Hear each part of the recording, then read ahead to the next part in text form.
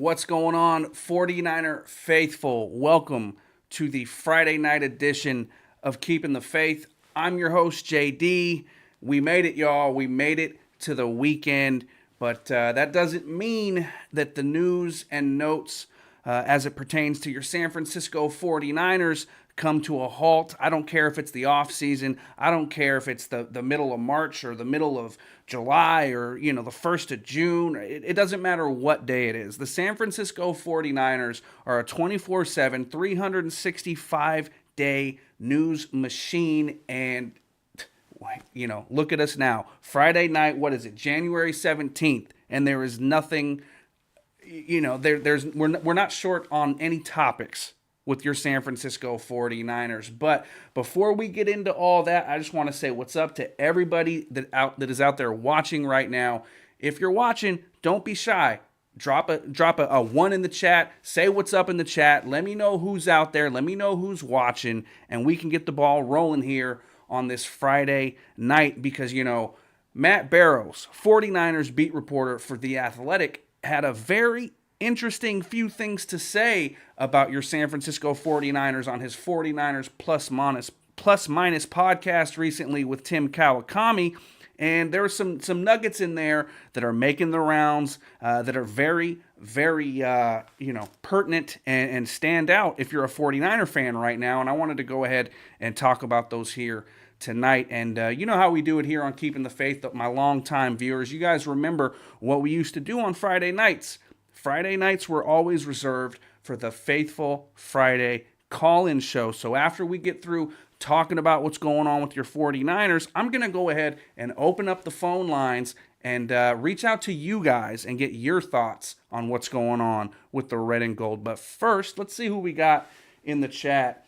I see my boy 49er Tone first in the chat. What up, Tone? Appreciate you, my brother. Thank you for tuning in. Maybe you'll call in here in a little bit. We'll see. You guys will see the phone number listed down below. It's pinned in the chat. Don't call now. You're not going to get through now. It's not open yet. The hotlines are not open yet, but they will be soon enough. So just hold tight, and I will let you guys know when you can go ahead and call in. We have Startropic 1 in the chat saying he dropped his one from New Brunswick, Canada. I didn't know that's where you were from, man. That's crazy. We're international here on Keeping the Faith. That's what I'm talking about.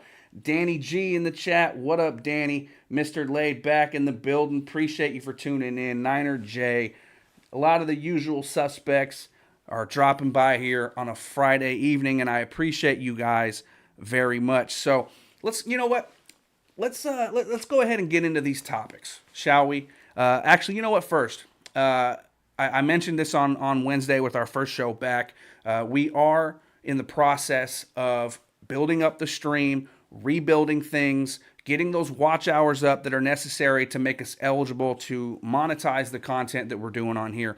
But in the meantime, if you guys want to support, if you guys, appreciate the content, and you want to, show your boy JD some love, you have a couple of ways that you can do that. I'll mention it once. I'll drop it for the rest of the show, I promise. You guys can hit me up on Cash App or Venmo. It's the same, JD49TD. That's the Cash App and the Venmo. Not mandatory, not required. Doesn't even matter if you do it or not because we're still going to be here talking about the red and gold. But if you're feeling so generous, hey, I'd appreciate it. Anyhow, Matt Barrows in The Athletic, in the 49ers Plus Minus podcast with Tim Kawakami, had some notes about the 49ers special teams coordinator position, rather, as well as Robert Saleh and that, very, very well-publicized defensive coordinator search. Let's get into the special teams note here first before we get into the meat and potatoes of tonight's episode with the Robert Saleh stuff, because that's what really stood out to me about what Matt Barrows had to say. But as it pertains to the special teams coordinator position, Matt Barrows had an interesting update on that podcast. And he said that they want to bring back Nick Sorensen. We've heard that, by now. They let Nick Sorensen go as the defensive coordinator, but they like the guy. They like having him around in the building. They understand that he brings value to the team. The players like him and whatnot. So they don't want to kick him to the curb completely. And according to Matt Barrows, Nick Sorensen is actually appearing to be the leader in the clubhouse to become the new special teams coach. To me, it feels a little similar to how they wanted to promote Clay Kubiak to the offensive coordinator spot. But, of course, Kyle Shanahan doesn't always know the rules about certain things and forgot that he has to interview, minority candidates and do a formal interview process before you can just anoint someone with a coaching position in the NFL. But as it pertains to Nick Sorensen, it appears that he may have the inside track to the special teams coordinator position. They have interviewed a ton of candidates across the NFL, including Lions assistant special teams coach Jet Modkins, Denver Broncos assistant special teams coordinator Chris Banjo, Carolina Panthers interim head coach and special teams coordinator Chris Tabor as well. But by all accounts, it looks like they want to keep Nick Sorensen around. And I was thinking about it. Why would they want to do that? Now, I know Sorensen had experience for 1 year in Jacksonville as their special teams coordinator, but they've been speaking to some guys that, were definitely more qualified for that spot than Sorensen, in my opinion. But I was thinking about it. Why would they want to keep Sorensen around, aside from the fact that, the guys in the building like him, right? With how expensive this offseason is going to get for Jed York and his pocketbook, you have to think about it like this. If they fired Nick Sorensen outright and just got rid of him, they're going to be paying his salary on top of whatever defensive coordinator replaces him, right? And they also fired their previous special teams coordinator, so they're paying him as well. Well, if you keep Nick Sorensen around and just give him that special teams coordinator job, you're not going to be paying his salary on top of another brand new coach's salary, if you follow what I'm saying. I think it's kind of more of a strategic move than anything. I don't think they're maybe necessarily, really wanting to have Sorensen around so much as they don't want to have to, cut another check. So I think that that's a big part of it as well. I think with how expensive this offseason is going to get for Jed York, they're trying to find all the ways that they can to, save a couple pennies because it's going to get pricey here very, very soon. Let's see who we got in the chat now that we've had a few minutes to let people roll in. We got Luke Walsh in the building. What up, Luke? Severe dislike, he says. He likes the Seahawks or something. Okay. We got another Seahawk troll in the building. It never fails. Every stream, some Seahawk fan who knows me and knows how much I hate that piece of garbage city and their piece of garbage fans and their terrible jerseys and that horrible color scheme and that fake pumped in crowd noise, everything that has to do with Seattle. Seahawk fans know how I feel. So it never fails that every single time I go live, there's at least one. There's always one. Just like when you go to like a Niner game, right? You go to Levi Stadium, there's always one guy in a Cowboy jersey. You know what I mean? It never fails. For some reason, even if the Cowboys aren't even there, there's always one guy in a Dallas Cowboys jersey. Just like every time I go live, there's one Seahawk fan at the very least in the chat. So it never fails. 49er Tone in the chat saying what's up to everybody. Luke says he's a Niners fan. Okay, my bad. He says he's been a Niners fan since John Brody, the Kezar days and whatnot. My apologies. I thought you were a Seahawks fan, man. Sorry. That's seeing that stuff gets my blood boiling. You guys got to understand. You know what I mean? Let me adjust this real quick. There we go. That's a little better. I can see things a little bit better now. But he's not a Seahawks fan. Duly noted, Luke. My apologies. I thought, your comment made me think you were a Seahawks fan. My bad. Trust me. If anybody understands, I get it. My fault. If someone called me a Seahawks fan, I'd be pissed off too. So, my bad. Let's see. So, yeah, I think the whole special teams coordinator search is kind of looking like the offensive coordinator search. I think it's all a sham. I think it's a farce. I think it's kind of a joke, quite frankly, that they're interviewing all these candidates if they're just going to go ahead and hire the guys with the inside track, the guys that have already been there. They're interviewing, a few guys for the offensive coordinator role because they have to, but we all know that Clay Kubiak's going to get the job. Just like it's feeling like Nick Sorensen's going to get the special teams coordinator job. So why do they make these guys just jump through the hoops? Why do they do that? It doesn't make any sense. Everyone knows what's going to happen. Everyone knows that these guys are going to get certain jobs, and they just make these stupid rules to. I don't know. I don't get it. You guys enlighten me. I don't understand. It's very obvious to me what's going on, and it's obvious to everyone else who's paying attention to this team. So it's looking like Nick Sorensen's going to be your special teams coordinator. I know pen has not touched paper yet, but that's the way that it's looking. Now, of course, Matt Barrows on that podcast with Tim Kawakami also had something very, very specific that he said regarding Robert Saleh that has definitely generated a ton of noise on the airwaves and on the internet today. And when it comes to Robert Saleh, here's what Matt Barrows had to say, and I'm gonna read some quotes from his podcast. He says, "I think it's become obvious now that it's Robert Saleh for defensive coordinator. It's Saleh or bust, really, because they haven't done much work with anybody else to this point. Just like we talked about on Wednesday.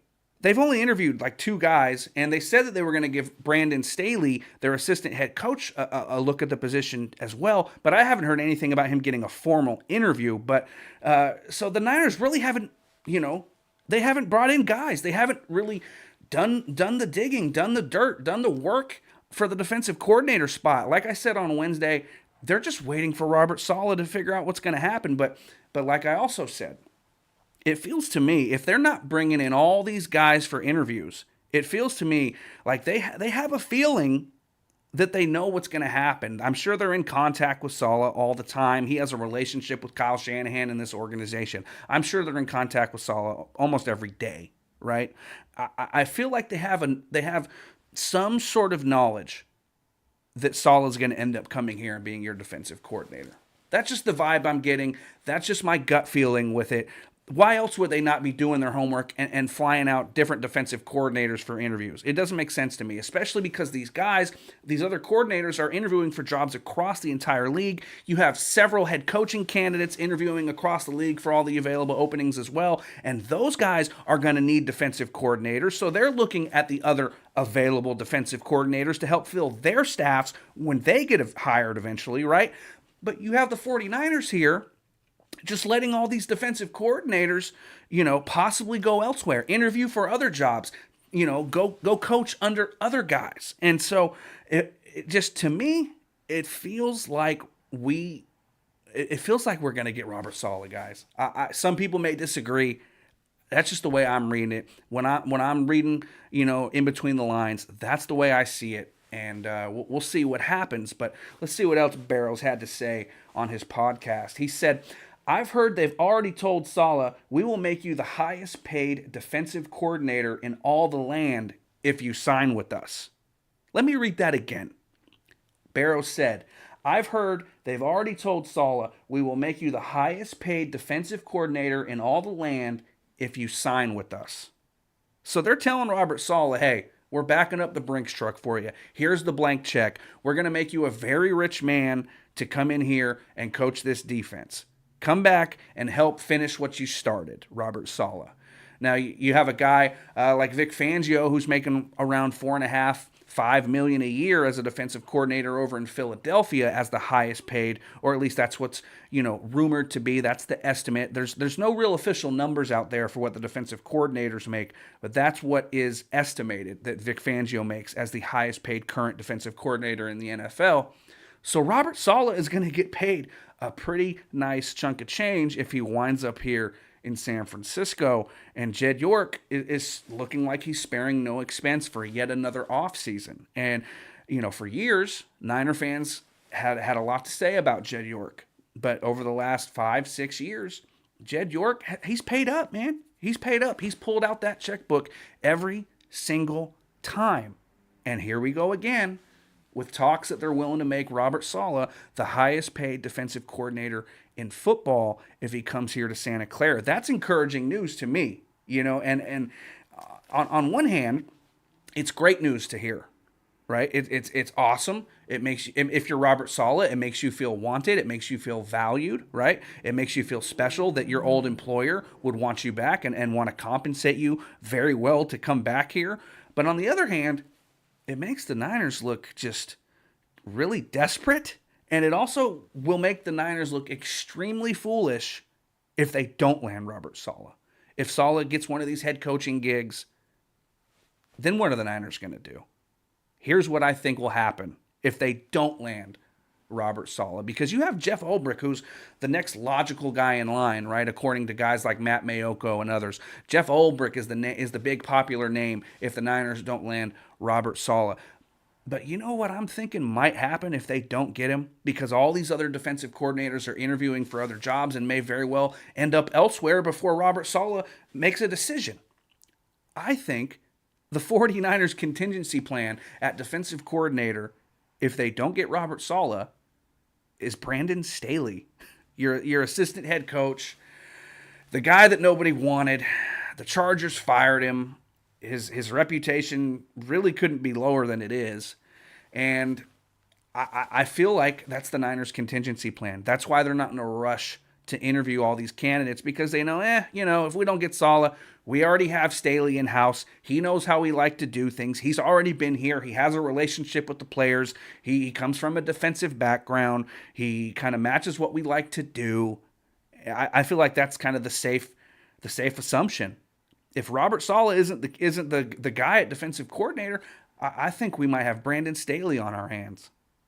And I think that would be a very 49er thing to do after the offseason that we had last year, where they offered that defensive coordinator job to several top candidates, only to settle on Nick Sorensen when no one wanted to come here. And so it feels like if the Niners get left at the altar by Robert Saleh, I think Brandon Staley might be your guy. And I think you might have 49er fans picketing in front of the headquarters down in Santa Clara if that's the case. I don't know. Maybe that's just me. Let's see how you guys feel about that in the chat. Let's see what we got going on. Nobody. Yeah, Mr. Laid Back with the puke emojis in the chat. He doesn't like it. It makes him want to vomit. It makes me want to vomit too. The idea of Brandon Staley as the defensive coordinator when you have several qualified candidates out there that we talked about on Wednesday, and if you listen to anybody that's covering this team, the names have been bandied about for several days now. Danny Golding in the chat said, I thought it was odd that Staley got hired last year, but not as the DC. Yeah, he came in kind of like as a consultant, the associate, assistant, head coach, whatever you want to call it, kind of the backup plan to Nick Sorensen, and to help him, kind of navigate the waters as a first-year DC. And I just have a weird feeling. If they don't get Saleh, I think Brandon Staley might be your defensive coordinator, guys. And I don't know how Niner fans are going to react to that. I don't know how I'm going to react to that if that's the case. So my fingers are still crossed that it's Robert Saleh. And like I said, my gut feeling, I think we get Robert Saleh. I think that's why you're not seeing a lot of these interviews. That's why you're not seeing the Niners go out there and put out more feelers, right? They're talking to Robert Saleh every day. They know what's going on. He's telling them, how the interviews went and whatnot, what he's hearing from the organizations. These guys talk all around the league. I feel like they have a really good pulse of what's going on, and I feel like they're going to pay Robert Saleh huge, and he's going to come back. But I might be wrong. We'll see. And then Barrows, he had one little last tidbit that I want to read here. He said, I don't know what Saleh would pick if he had multiple defensive coordinator position openings. I know that he's got a strong relationship with Kyle Shanahan, and like I said, I know the 49ers have made a strong offer. It's supposed to be top of the market. Will it be at the end of the cycle? I don't know. But the point was that it was supposed to be a strong offer to signal to him that they really want him back here. So the Niners are doing all that they can. They're pulling out all the stops. They're doing everything they can to bring Robert Saleh back, guys. And you know what the thing that I was thinking about with that, right? If they don't land Robert Saleh, The excuses that you're going to hear are, the Niners tried really hard and they offered him the highest salary ever for a defensive coordinator, guys. The Niners really, really, really tried. Give us some credit. That's why you're hearing that report from Matt Barrows, because the Niners want you to hear that. The Niners want you to know that they're trying to offer Robert Saleh the highest salary ever for a defensive coordinator, because if they don't get him, it'll make them look a little less foolish, right? That's how I look at it. That's why these things leak out. That's why the beat reporters say certain things, because the team wants them to. The team gives them this information, knowing they'll report it. And that way, when they come back with egg on their face, maybe it won't be quite as messy, right? Oh, the Niners, they did everything that they could. Saleh was their guy. That was the guy they were locked into from the start.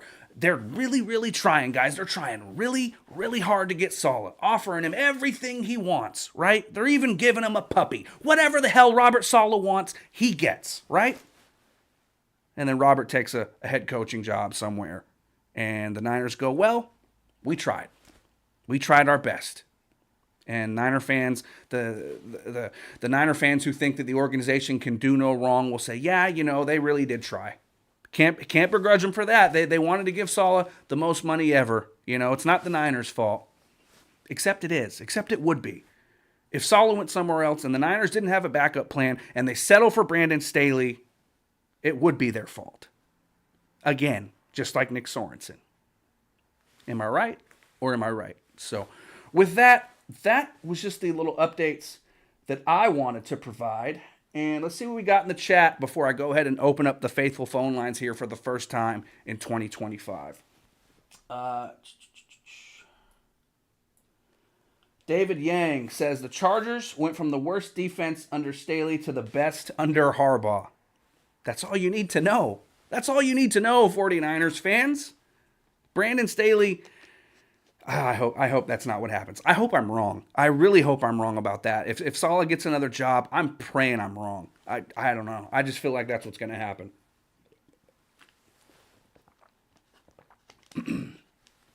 Mr. Laidback says 49ers should go after ex-Saints head coach as their defensive coordinator. He's referring to Dennis Allen, who he spoke about on Wednesday. Dennis Allen's already interviewing for other jobs too. It's the Niners. I don't know what they're doing.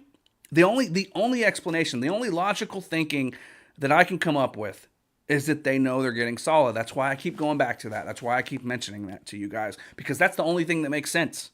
Maybe there's something I'm not seeing, guys. You tell me. That's the only thing that makes sense, is that they know they're going to get Saleh. Otherwise, why the hell haven't there been more candidates walking through the doors down in Santa Clara? I don't get it. David Yang says, I'd feel more comfortable with Saleh if he wasn't taking any more calls. Right. I get it. He's got 3 interviews. He interviewed with the Jaguars on Tuesday, the Raiders on Thursday, and he'll be talking to the Cowboys this weekend.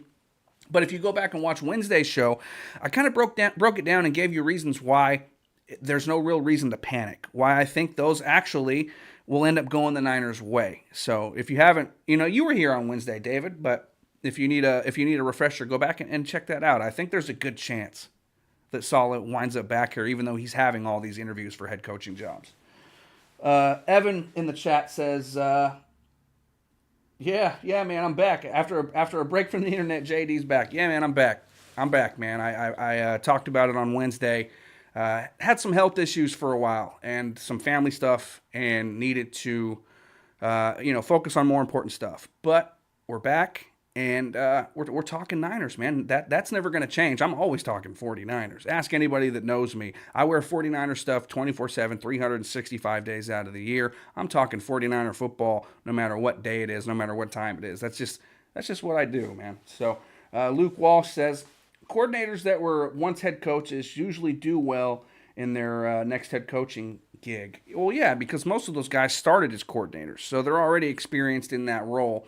And, getting the head coaching job, that's even more experience. And by the time, they get let go of their head coaching duties and they want to get back to being a coordinator, they have all that experience, all that knowledge. And then as a coordinator, you have a lot more time on your hands to focus on those specific tasks. Whereas when you're a head coach, you have a million different things to deal with. So guys that were former head coaches typically are good coordinators because it's actually less work for them. So if you think about it that way.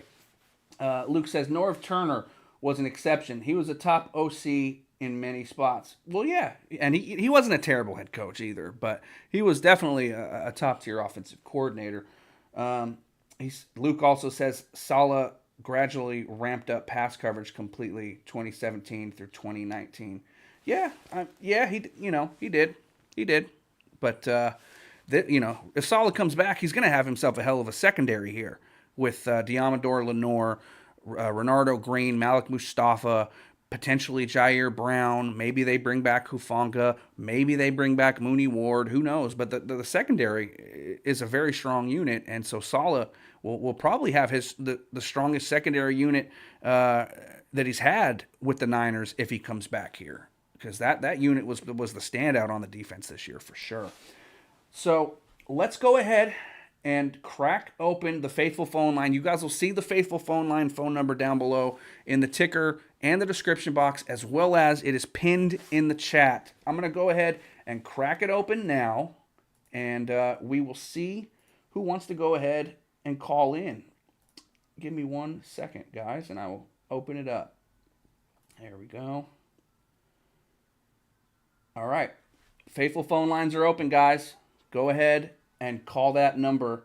Number again, 415-498-0946. 415-498-0946. Brand new 49er Faithful phone line here on Keeping the Faith. Cracking it open. And let's see who wants to talk some Niners with your boy. Let's see what we got going on in the chat while we're waiting for a phone call here to come on through. Luke says that he agrees Saleh will have more DB talent than when he started. Absolutely. I mean, remember the guys that he had before? What? Emmanuel Mosley, who was decent. K'Wan Williams, who was decent. Sherman, who was past his prime, but still solid.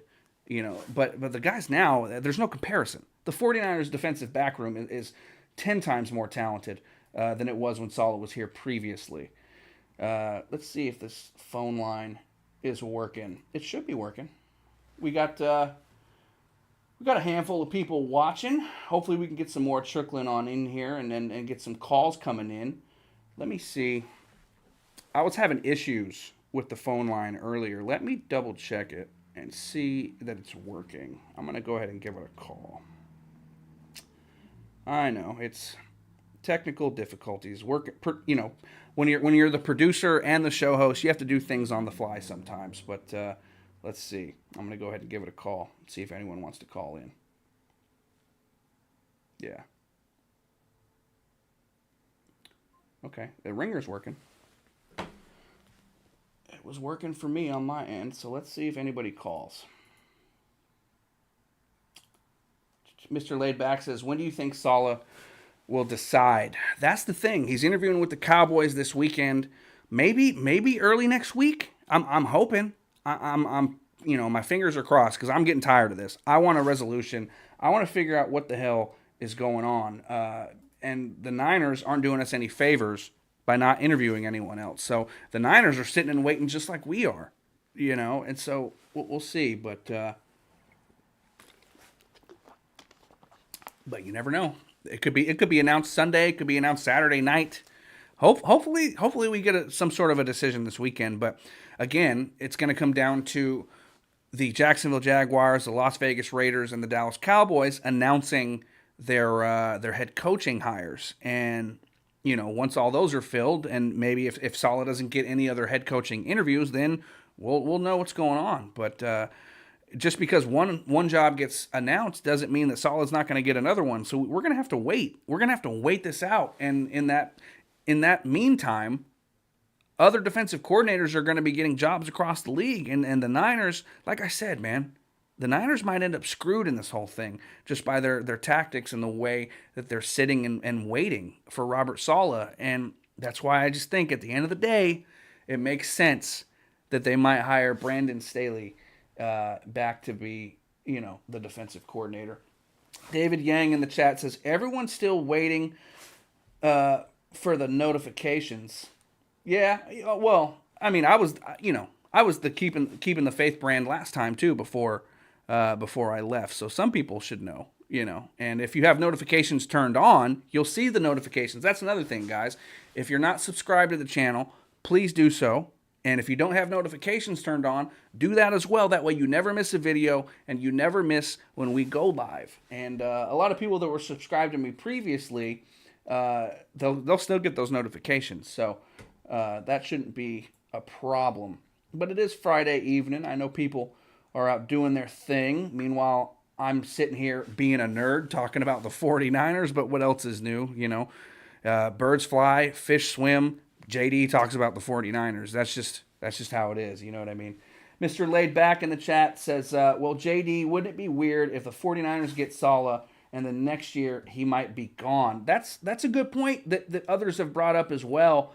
And look, the Niners have a very easy schedule next year, which we will get into at some point. But if you're the 49ers, you have to approach next year like it's the only year. You can't really look beyond next year. Your schedule is extremely easy next season. You're going to have a lot of your guys coming back healthy. At least that's the plan.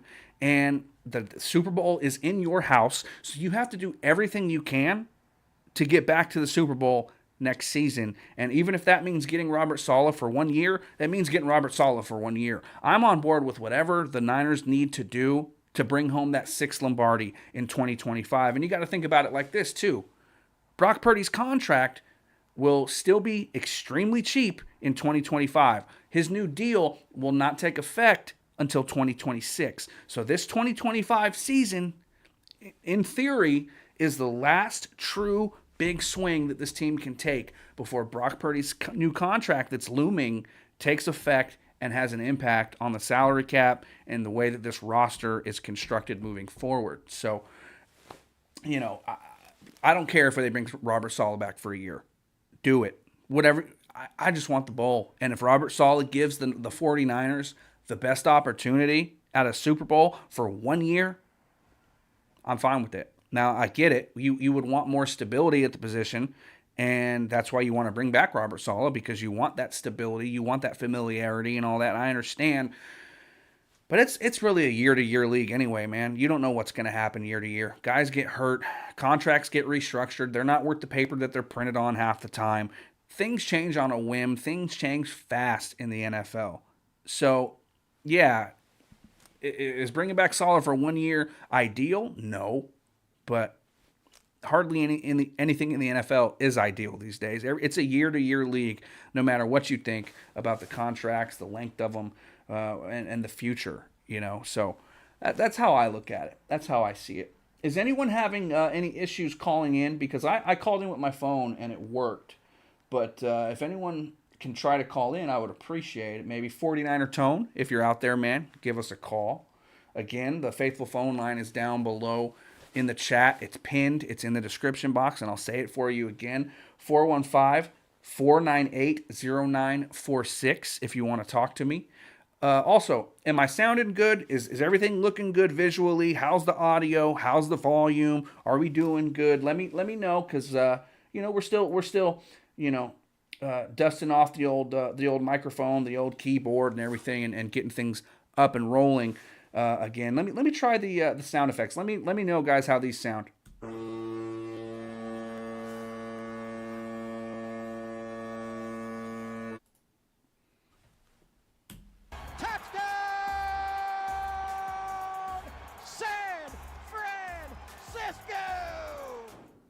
Let me know how the sound effects, are they too loud? Are they too low? Let me know, guys. I think they should be all right. I've tested the stuff out, but when you are your own producer and show host, things can happen. NorCal in the chat says, too bad they are doing a lottery for the Super Bowl tickets. If we do make it, most of us season ticket members won't be able to attend, myself included. I'm a season ticket holder as well, and the lottery thing, we all know who gets those tickets in the lottery. It's never the guy sitting in the 300 or the 400 level, ever. Never, ever, and it never will be. I've never heard of one person above the 100 level Anybody that doesn't have an $80,000 SBL getting those lottery tickets, right? So I'm not expecting miracles next year for Super Bowl tickets at Levi's. That's not going to happen. That's not even in the back of my mind. I'm not concerned about that at all because I know it ain't going to happen. David Yang says, if Saleh leaves, we will get another comp pick. Yeah, that's the thing. If they bring back Robert Saleh, even for 1 year, they'll get another compensatory pick in the draft or another minority candidate leaving and getting another head coaching gig. So the Niners know how to play the game, man. Even if they lose Saleh, they're still going to get a draft pick for him. So bringing him back for a year might not necessarily be the end of the world. You know what I mean? Good call there, David. Good call. NorCal says he's in the 200s.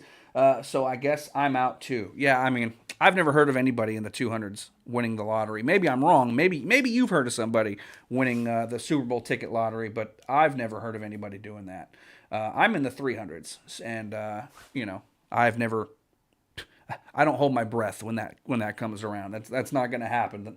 People like us are not going to get the Super Bowl tickets, man. Not going to happen. It's not. Let's see.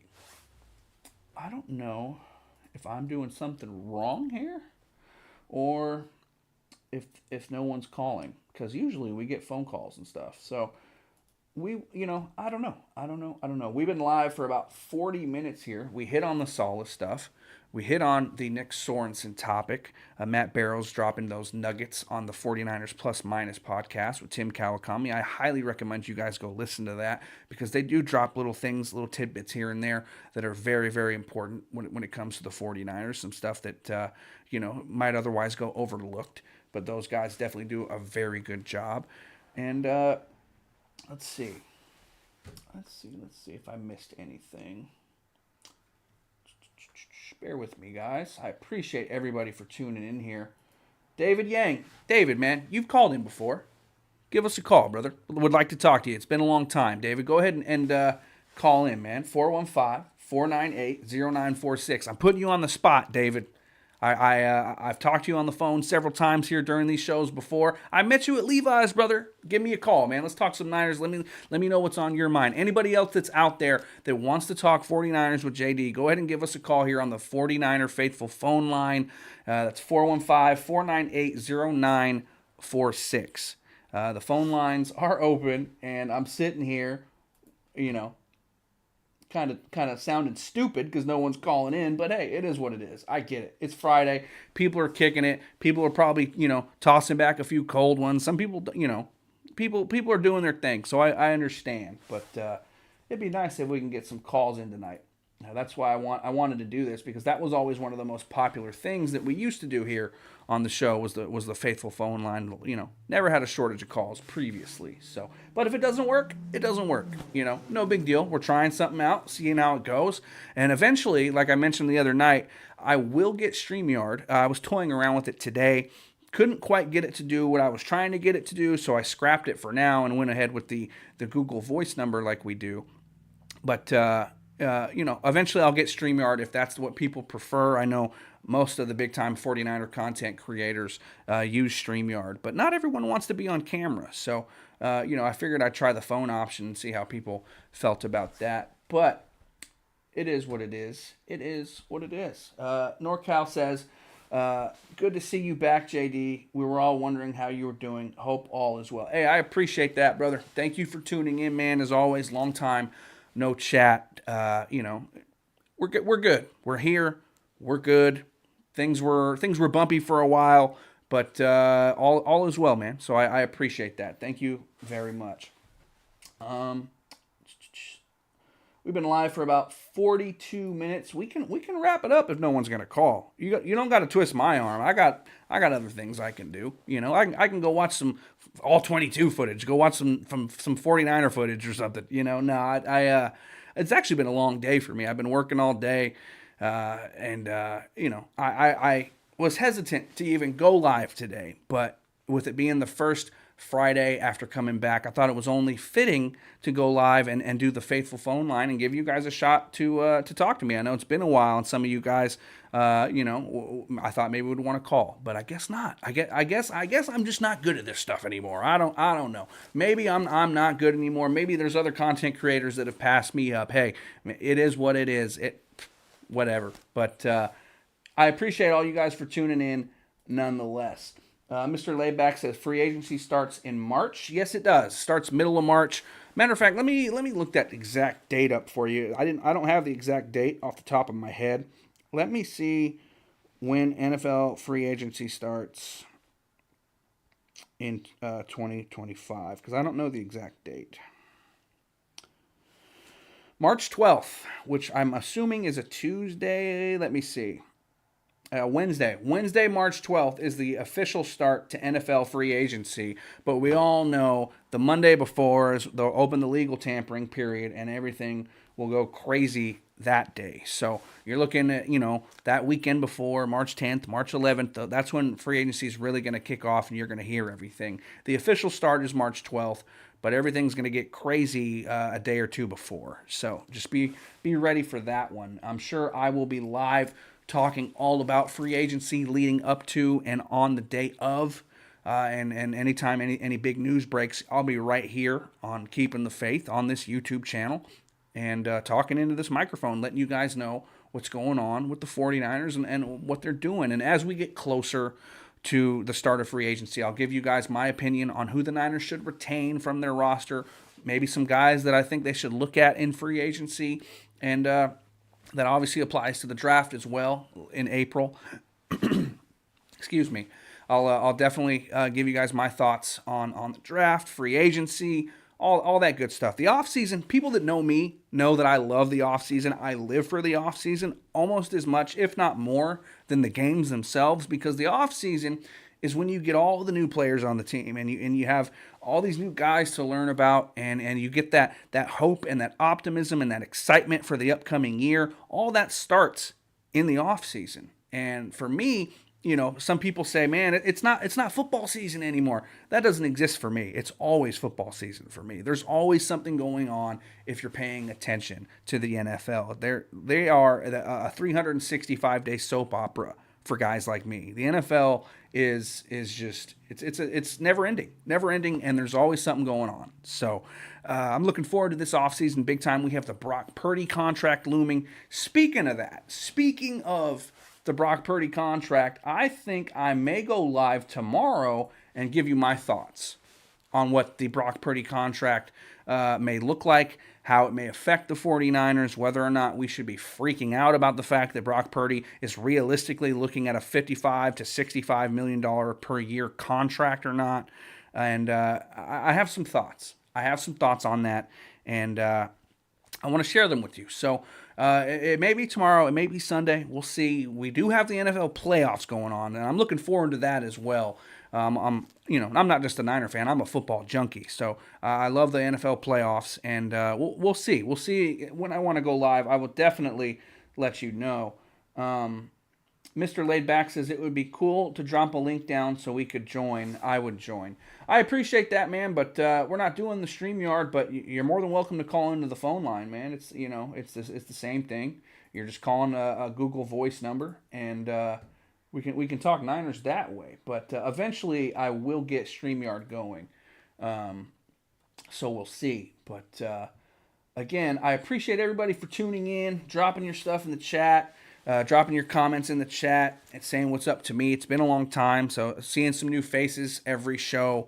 It's been a while, and I'm glad to be back. I'm happy to be back, and I'm glad to see some of you guys have stuck around and are back here watching the content. It's going to be a bit of an adjustment period because before, I was in the algorithm. I was well known. And I got a lot of views, a lot of traction on the channel. These live streams had quite a few people. So it's going to take a while for people to realize, oh, shit, JD's back live. Oh, man.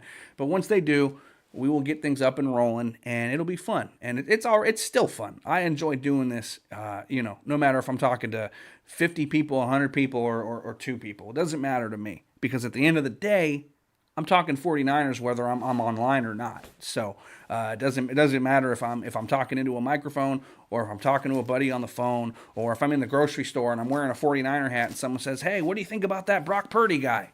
I'm talking Niners all the time. So I might as well come on YouTube and share my excitement and share my enthusiasm for the 49ers with you guys. That's what I try and do anyway. So I don't know about you, but let's see. Mr. Layback says, who are you picking this weekend? That's a good question. We have 4 games this weekend. We have the Lions and Commanders. We have the Eagles and the Rams. We have the Bills and Ravens, and we have the Chiefs and Texans. Let's start with the AFC. Chiefs and Texans, right? I'm sorry, I have to say it. Until somebody knocks the Chiefs off, I got to pick them. Sorry. It sucks. It pains me to say it. I'm not very happy about it, but I'm picking Kansas City to beat Houston. Azeez Al-Shaair, a name 49er fans are familiar with, Houston middle linebacker. He's dealing with an injury. He's not 100% if he plays, and so that's going to loom large for the Texans. And I think until someone knocks off the Chiefs, man, I'm not picking against them. I just can't. The game of the weekend obviously is Buffalo and Baltimore, and as much as I want to pick the 49er fan, Josh Allen, and the Buffalo Bills, the Ravens are looking like a team of destiny to me right now. And I'm not the biggest Lamar Jackson fan, but he has a very big opportunity this weekend to shut me up, right? He could make some hay and beat a contender in Buffalo. Him and Derrick Henry have done some amazing things this year, and I think Baltimore, at the end of the day, takes out Buffalo in that contest. Even though I'm pulling for Josh Allen, the kid out of Firebaugh, the guy that used to go to Candlestick Park wearing a Frank Gore jersey, Josh Allen, I'm pulling for him. But at the end of the day, I think Baltimore gets them. Another team that beat the Niners in the Super Bowl that I don't want to pick. But if I'm a betting man, if I had money on it, I'd be picking Baltimore. On the NFC side, you have the Lions and the Rams. Can they tie? Can we get a tie? Can nobody win? I don't want to pick either of them. The Rams are an NFC West rival. Can't stand them. Don't like Sean McVay. Don't like Matthew Stafford. I don't like any of them. I don't like their colors. I don't like their fans, even though there's only 5 of them that go to the games down there in Los Angeles. And the Lions, right? I was at the NFC Championship game last year, Niners and Lions at Levi's Stadium, and the Lions fans that I met before the game were awesome. I did not meet one bad Lions fan, and I met a ton of them. And let me tell you, I've been to a million games at Levi's and a million games at Candlestick Park. That was the biggest takeover I've ever seen at a Niner game, and it was Detroit Lions fans. And I get it because it was the NFC Championship game, their first time there, and God knows how long. But Lions fans rolled deep at Levi's last year. And when they got up big with that lead in the first half, they were feeling themselves. They were pounding their chests. They were getting liquored up. They were talking a gang of trash. And it kind of rubbed me the wrong way because it's like, act like you've been there before, and truly they hadn't. So they didn't know. They didn't know what was going to happen. I did. I never gave up. At halftime, you had Journey singing Don't Stop Believing inside of Levi's Stadium, and that told me all I needed to know, right? I was telling Lions fans, hey, there's a lot of game left. I know you're not used to this playoff thing, but there's a lot of game left, and a lot can happen. And fortunately for the 49ers, it did. And after that, Lions fans didn't really have anything to say, but needless to say, some of those Lions fans kind of rubbed me the wrong way. So when we're talking Lions and Rams, like I said, can they tie? I don't want to pick either of them. But if you're putting a gun to my head, if you're making me place a bet, end of the day, I think Detroit gets them. Detroit's going to be at home with a chance to go to the NFC Championship in their house. Their fans are going to be losing their ever-loving minds. I can already see it. And, Matthew Stafford, he's been, lighting it up lately, but it's rare that you see Matt Stafford go on a heater of consistency anymore. He'll have one great game and then it'll be a little while. He's an older player. He's going to be like 37 years old in less than a month, right? So, I don't know. Does he have two great games in him back to back? I don't know. I don't know. And I think Detroit, they've been waiting for this moment all year. They've been playing for this all year. It's all that they've talked about. And so I think they're going to seize the moment. And I think Detroit's going to get the Rams in that one. And then the last game, we have the Eagles and who are the Eagles playing? I can't remember off the top of my head. Philly and why am I like freak? I just named all those games and for some reason I can't remember who the hell. No, you know what? I said Lions and Rams. That's why I messed this up. I'm a moron. It's the Lions and the Commanders. My mistake.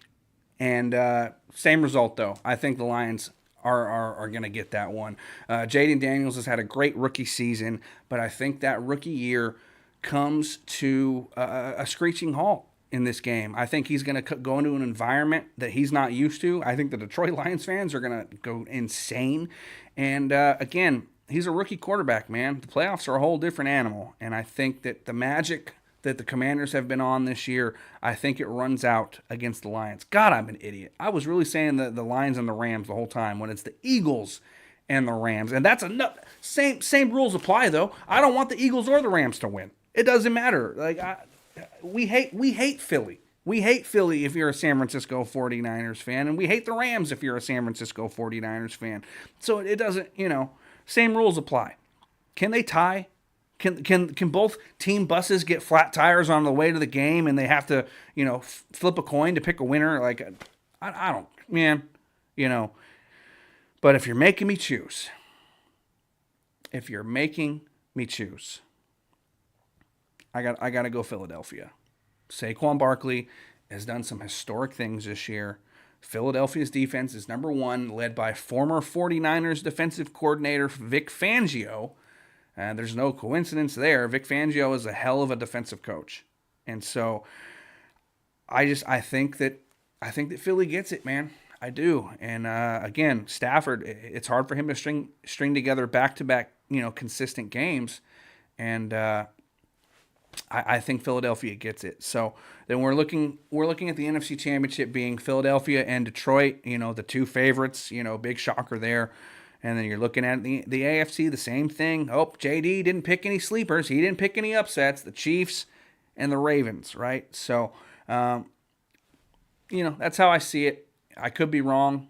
I hope I'm wrong, especially as it pertains to the Buffalo and Baltimore game. I'm really rooting for Buffalo, man. Their fans deserve it.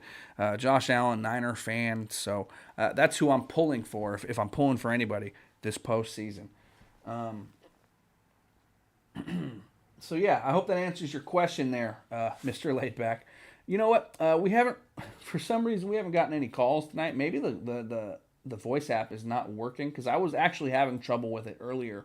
I was trying to test it out, calling my Google Voice number with my phone, and it wasn't working for some reason. So maybe it's something technical on my end, but we've been talking for about an hour, and I think we're good. I hope you guys enjoyed the stream tonight. I hope you guys are having a good time. I hope you guys enjoy these playoff games this weekend. I know I'm going to. Looking forward to them big time.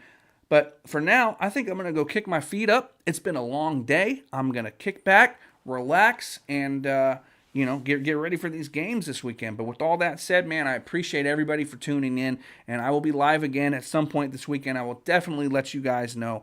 Keep your notifications on so you do know when I drop a video or a live stream and whatnot. And come through, hang out with your boy, talk some 49ers. Until next time, I'll see you guys later. Appreciate you. Go Niners.